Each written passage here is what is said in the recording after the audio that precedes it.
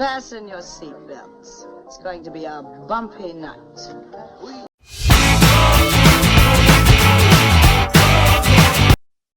Bill, we are on the cloud. Good morning. How are you doing? Doing good, Mike. How you doing? Lots of things, lots of bumpy things happening. Wouldn't you agree? I mean, yeah, it's a long menu and a longer menu than we're probably going to get to in 30 minutes. Right, exactly.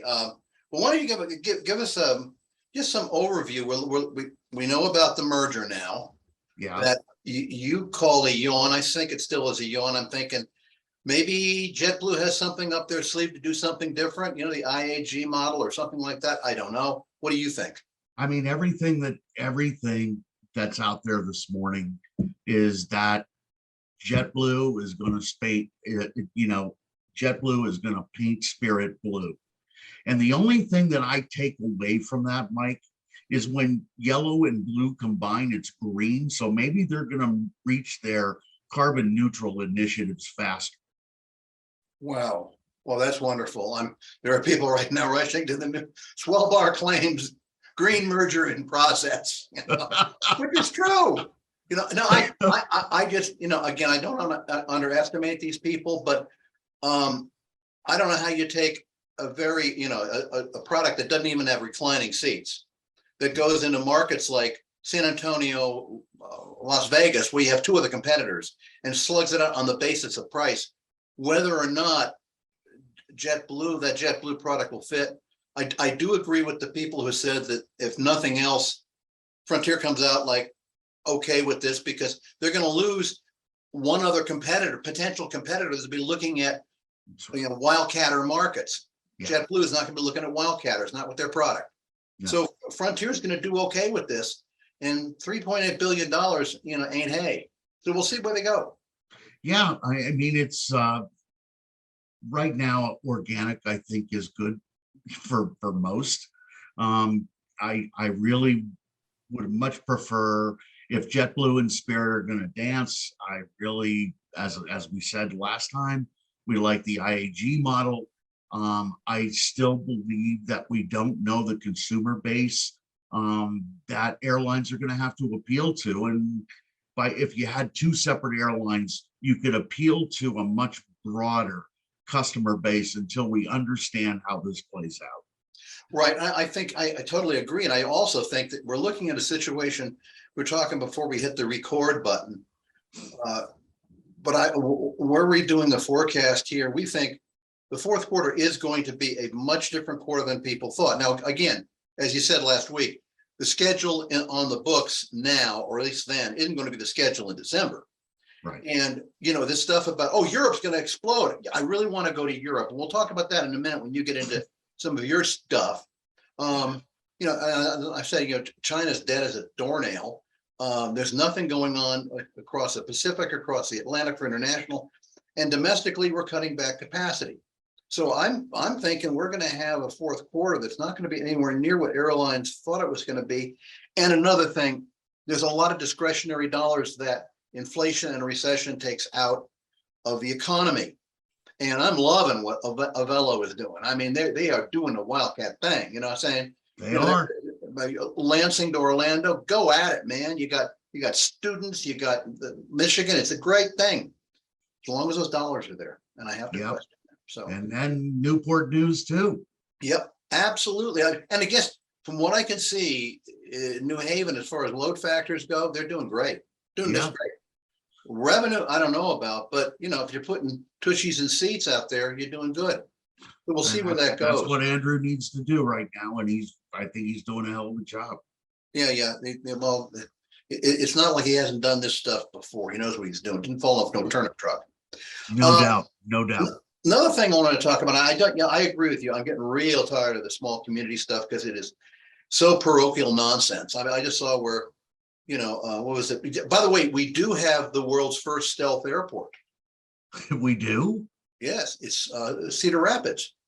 Because Cedar Rapids is like less than an hour from Dubuque. Dubuque lost air service. The entire media says Dubuque has only one other airport. That's Chicago, 3 hours away. And, Cedar Rapids is sitting there like a zit on a prom night. You can't miss it. and they've ignored it, and it's a great airport.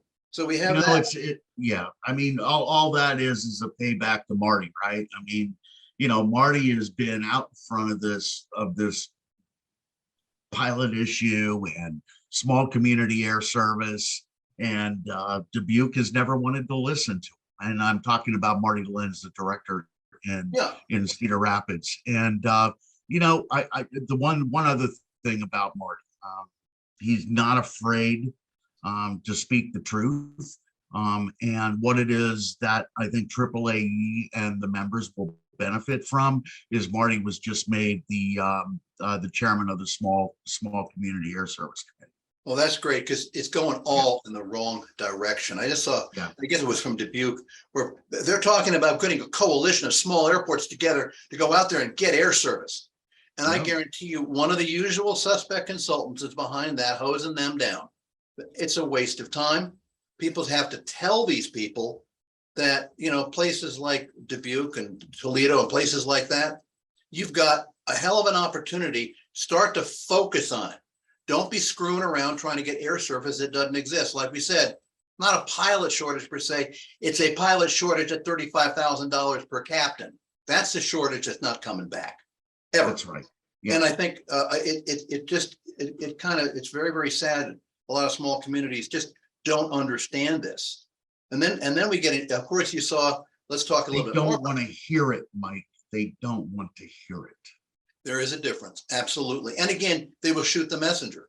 We've had a couple RFPs that I can't help you with this, but I can help you with, look at the economic development we're doing. And I put on the leader to this. I mean, I just saw where Waterbury, Connecticut just attracted some additional GA support facilities.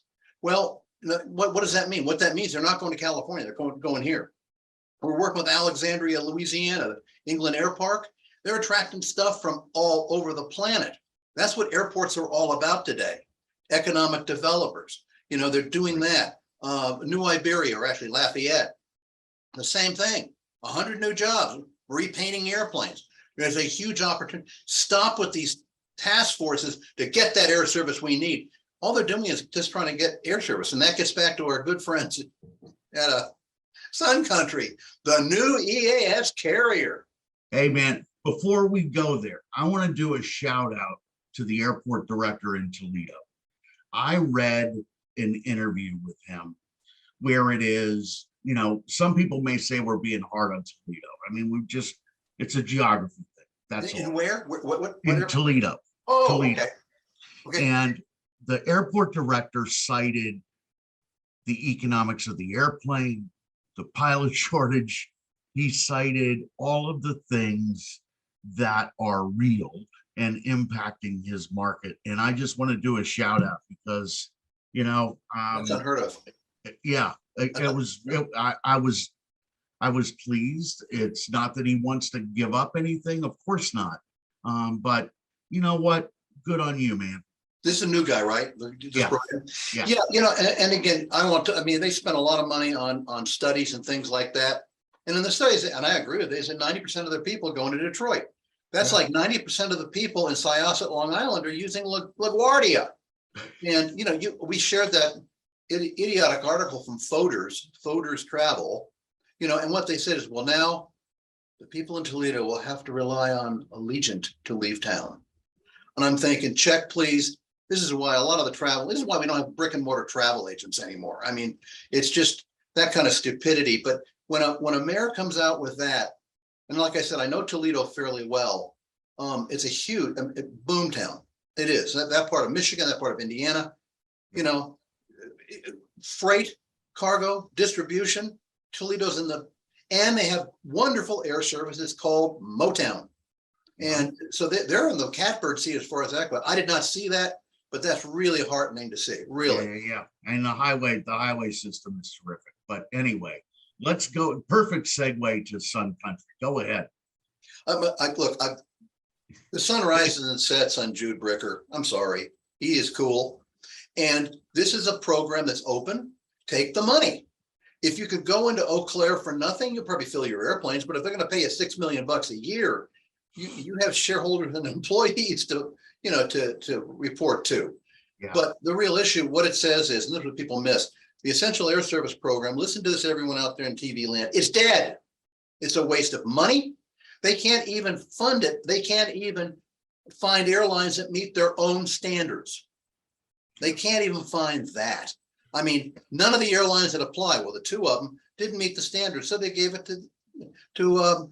but it doesn't do doodly squat to connect an airport to the rest of the world. But it does put people through the terminal. But let's recognize it. It says EAS is dead. So is Small Community Air Service Development Grants, dead. Yeah. Grant over. I mean, the Sun Country announcement really, really pissed me off. And why it did is it's not Sun Country, it's a public policy issue. And why are we not talking about how this is going to play out? You know, everybody says to you and me, if we talk about something down the road, oh, you've got to wait for FAA reauthorization to make anything, right? This is a big announcement.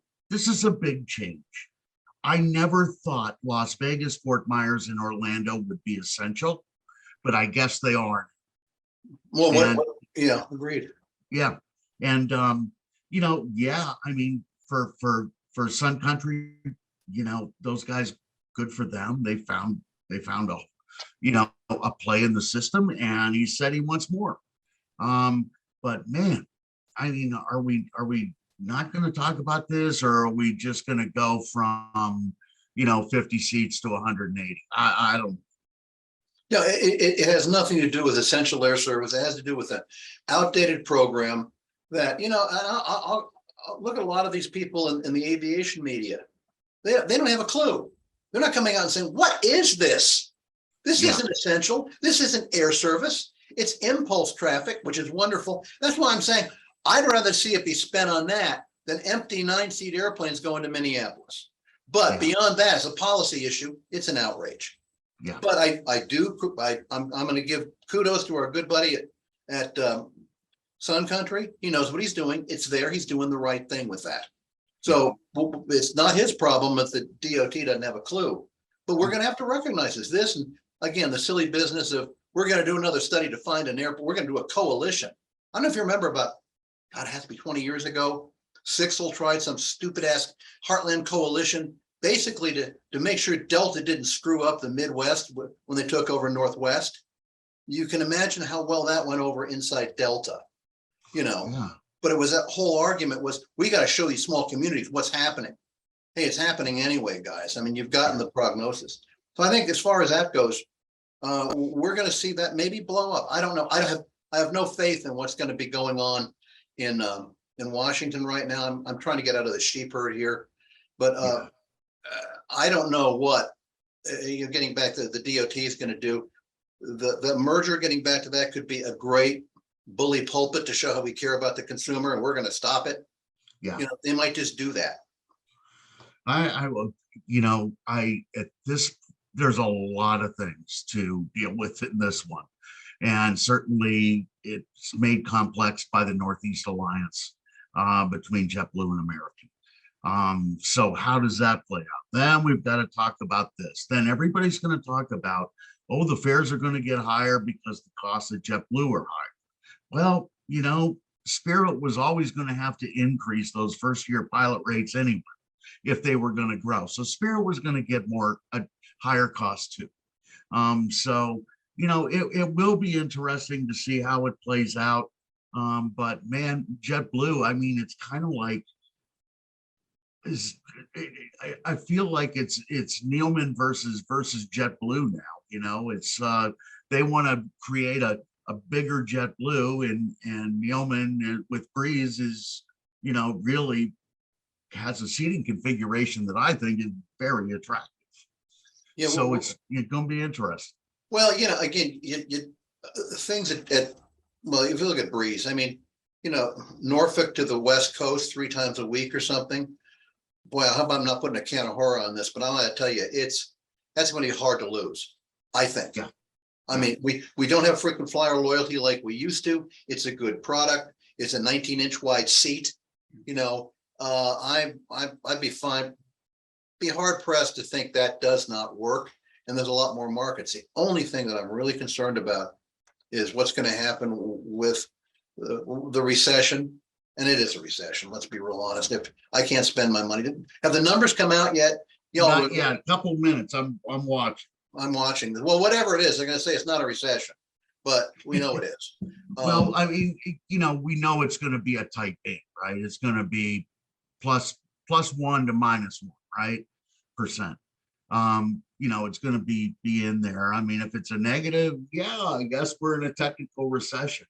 But as you say, this is really about a couple of quarters out. And all the happy news is about the employment. What it is that concerns me when I wake up this morning and read the news that Ford says, I have too many employees. Google says, I have too many employees. Now we're going to start to lay people off, right? Oh, and that's what, then it's no longer job growth. well, and it also sets people not hot, but to say, wait a minute, I better back off here. I mean, I remember my early days with American. There were about 3 or 4 years there. I didn't spend any money because, hey, there are layoffs coming, maybe. So I didn't spend money. Now, at my $8,000 salary, I mean, JFK or LBJ called and was pissed off and all that. But nevertheless, people don't spend. And that's what AAA is saying right now. That's what everybody says right now. Consumer confidence is down right now. Real estate, you figure it out and you'll get rich. Because, I mean, I just looked at some property. We bought a house or a condo down in Naples. That market has gone up 10% in the last year. I don't understand that. I don't understand. That west coast of Florida is crazy. Yeah. So we don't know what's going on with that, but we know this. People stop traveling, and the airlines that are in the crosshairs are those that carry impulse traffic. Yeah. Frontier, Spirit. Now, if you take Spirit out of the mix, which won't be happening probably for the next 8-9 months, still doesn't make any difference. How many people in Lansing, Michigan, or along the I-96 corridor want to go to Orlando? I think a lot. But when Ford's laying off, that means Fisher Body is laying off, and that means GM is laying off. That means Cadillac and Buick are laying off. What does that do for that? I don't know. But I do know this. We are cutting our forecast way back. We'll have that out probably in the next couple of weeks so we can make these computers work. It deserves to be trimmed. And that's not the first time that you've trimmed it this year. Yeah, it's gonna, I think it's, again, the way it stands now, we were looking at 620 million enplaned passengers, not passengers, but enplanements. That's down from 983 in 2019 before the gift that keeps on giving arrived from Wuhan.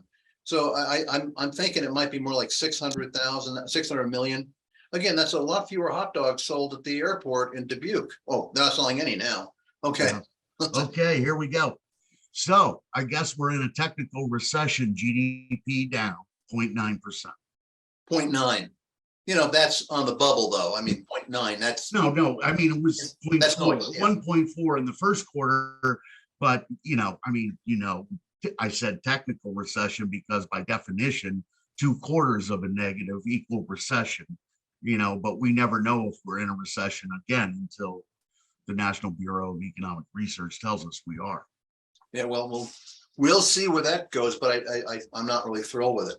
Hey, Bill, you've done some stuff, if you will. Yeah.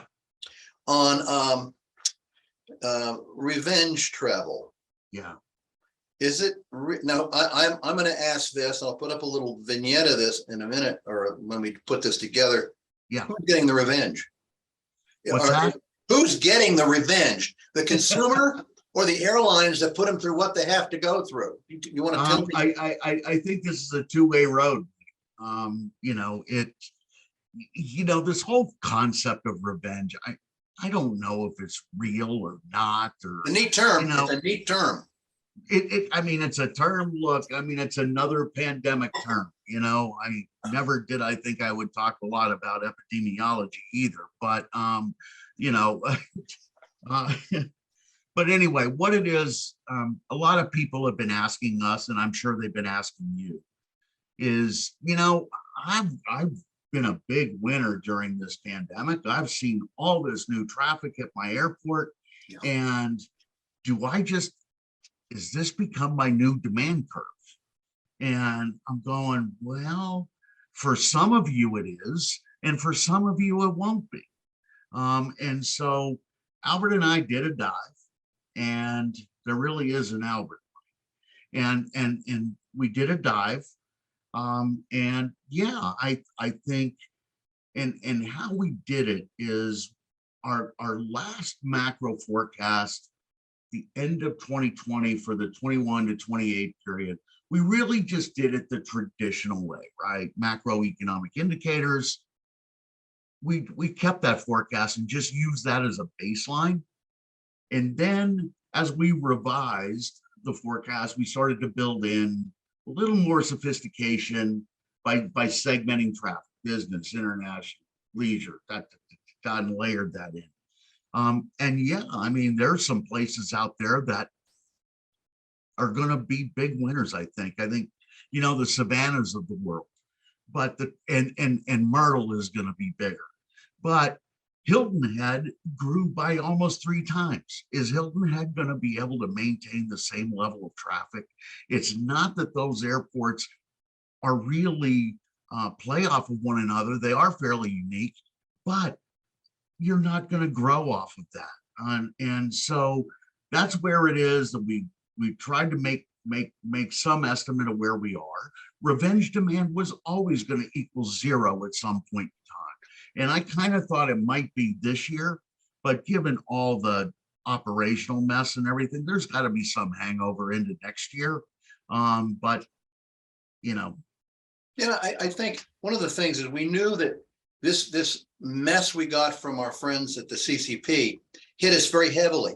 I mean, literally within a week, we went from point clack. That meant over here, there was a lot of discretionary dollars that had been planned to be spent. They weren't spent. I mean, in one way, they weren't spent because we were supposed to stay home. So there is that pent-up demand, if you will, and the dollars are there. The question is, how many of those dollars are still out there driving this, as well as the dollars that are naturally going to be there for people that want to go see grandma? Yeah. But that's, and again, there's leisure travel and there's discretionary travel. Grandma's discretionary. Leisure, I don't have to go get a sunburn down in Boca. So right.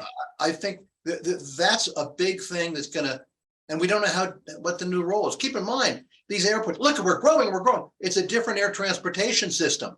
Agreed. Completely different. Yeah. A lot of business travel is dying off. I'm sorry, it's not going to come back. You and I are doing this way. But I think, even United pretty much suggested that it's much slower coming back than they anticipate. Well, let me just again just break away here and put this slide up that shows the communication channels in 1968. And now the only one that has not changed, has not improved, has not gone a quantum leap is that airplane. Yeah, and that's it. So what is left as far as business travel? What you're finding out is there's something there. Am I right? There are dollars there that want to get on an airplane. How resilient are those dollars, and where are they? How many tea times can you cram into Myrtle Beach? Yeah, that's it. No, I mean, precisely.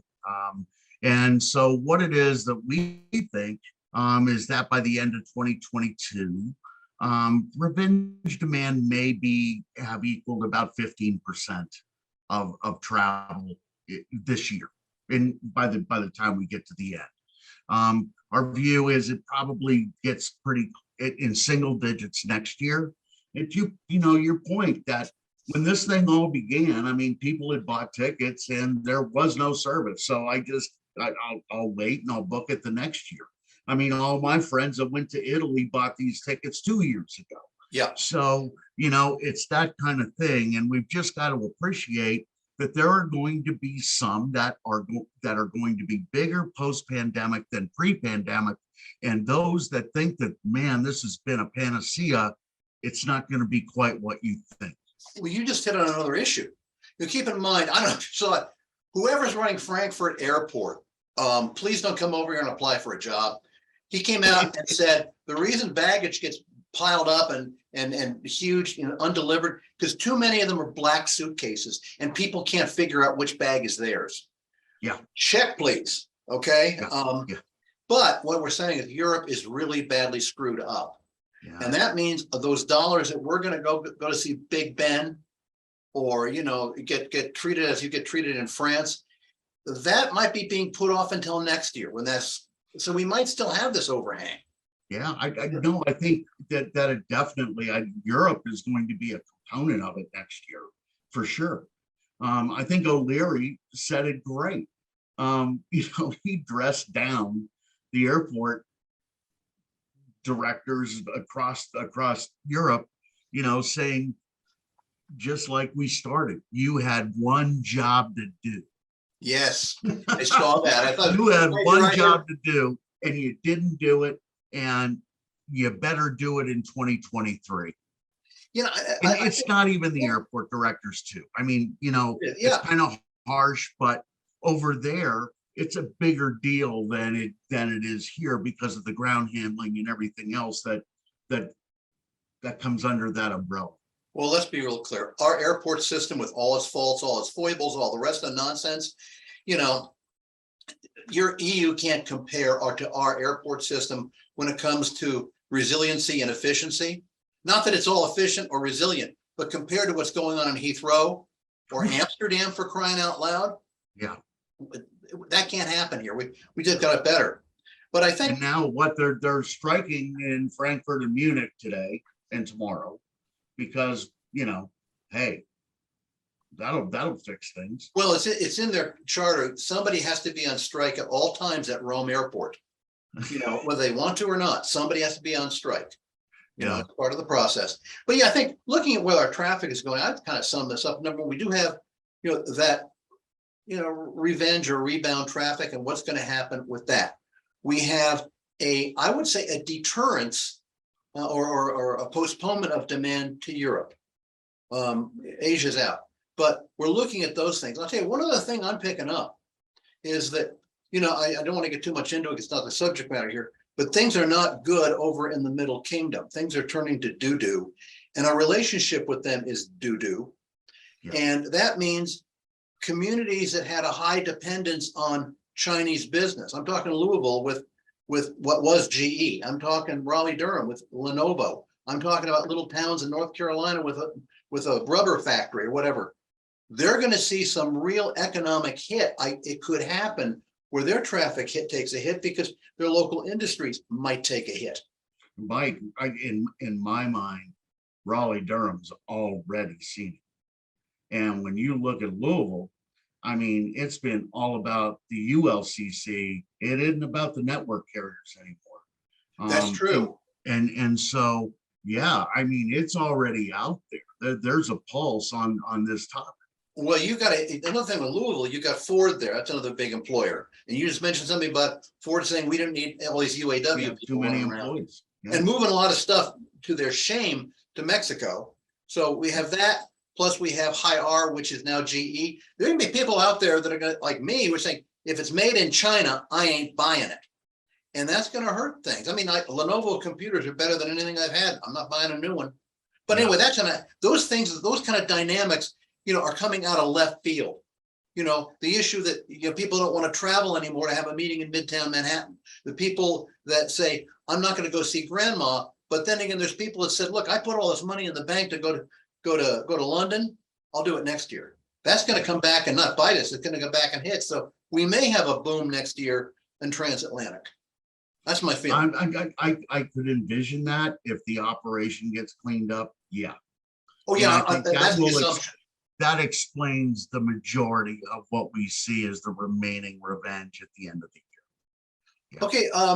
Last point here. What do you think is happening in the next 2 weeks? Man,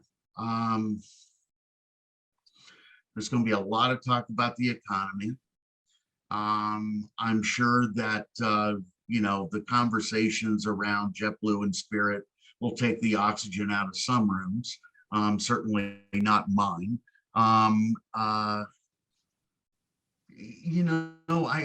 guess what it is I see in the next 2 weeks is that it's going to be really hot in Northern Virginia, Yeah. But look, I mean the whole issue in Washington, doesn't stop. I mean, Alpa is still Alpa, and they're just making too much noise and too much pushback. And, I'm sure there's going to be a lot of talk about increasing the retirement age of pilots 65 to 67. I mean, let's put another Band-Aid on it. Okay. Well, I'm just tired. I just don't even want to talk about it anymore, Mike. I mean, I'm tired of Band-Aids. Why doesn't anybody want to fix the damn thing? well, the issue is this. Number one, like I said, we have an economic issue where air travel is going to cost X because that is the market rate. And that means people can't afford it in some cases. That's why we do have, the Dubukes and the Flagstaffs that are losing some air service. That's the reason. That's one item. But another big item here with this 67. What the hell are we talking? Did anybody bother to ask these pilots? Do you want to keep on flying until you drop dead? I'm wondering how many pilots really want to fly beyond 65. Take the lump and go. Take the retirement. And a lot of that has to do, I'm sure that there are some contractual provisions too, that there's absolutely no benefit for you to stay.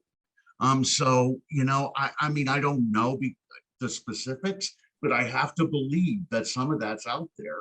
And, everybody was excited about the United pilots negotiating a tentative agreement with United, and we're back. They're back talking. I mean, I don't know where everybody thinks this is going to go, but you know what? The cost is, I've never in my life listened to an earnings call and kind of a download of a quarter's earnings where 12 to 20% increase in unit cost. No big deal. Let's just move on. Yeah. You ain't going to be able to pay that. Well, that's just it, which means fares have to go up. When fares go up and costs go up, and this is a little too macro, but when that happens, I can no longer serve as many cities as I did. I don't have the equipment. 50-seat jets are becoming beer cans. Yeah. They're wonderful airplanes, but they can't make money with these new costs. Yeah. We have other costs coming in line. So we have a new air transportation system, and it's bifurcated. You have the network carrier system, but then you got the Avelos of the world. You got the Breezes of the world. Models like that.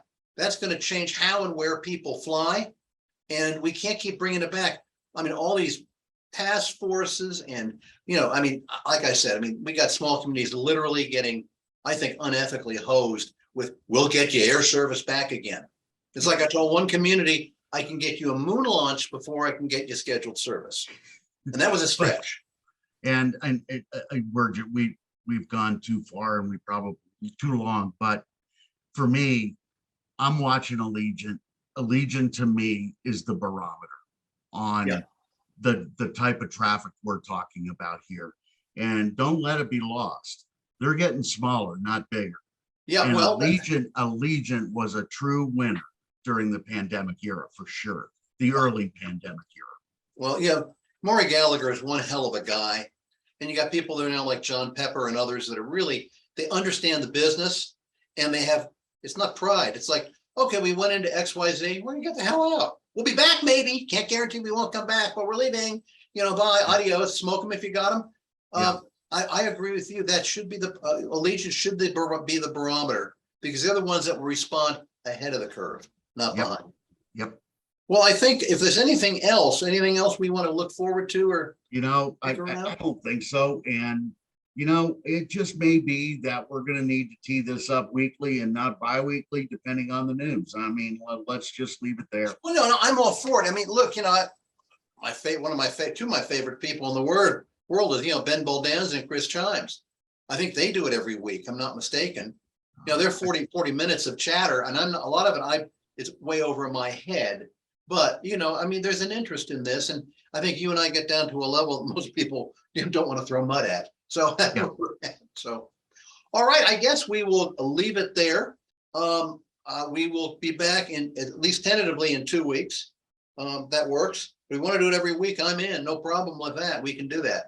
Let's let the news dictate it. So in the spirit of mud, I will see you soon. All right, sir. Very good. Cha-cha.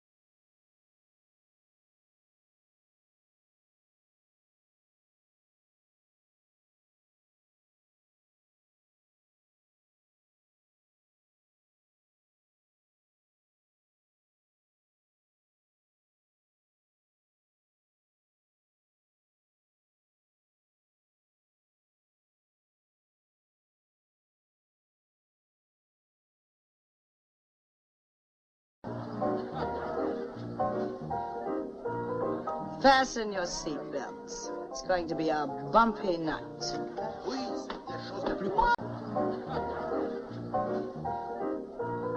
Fasten your seatbelts. It's going to be a bumpy night.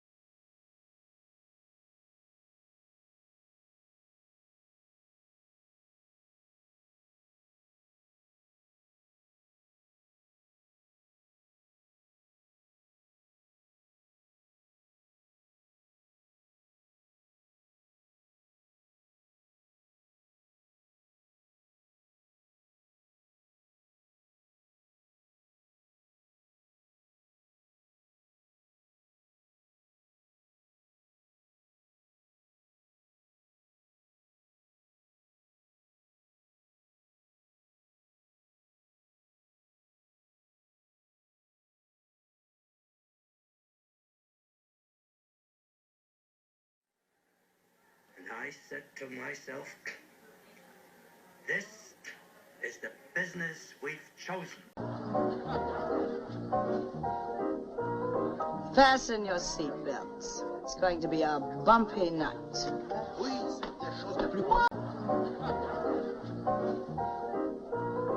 Fasten your seatbelts. It's going to be a bumpy night.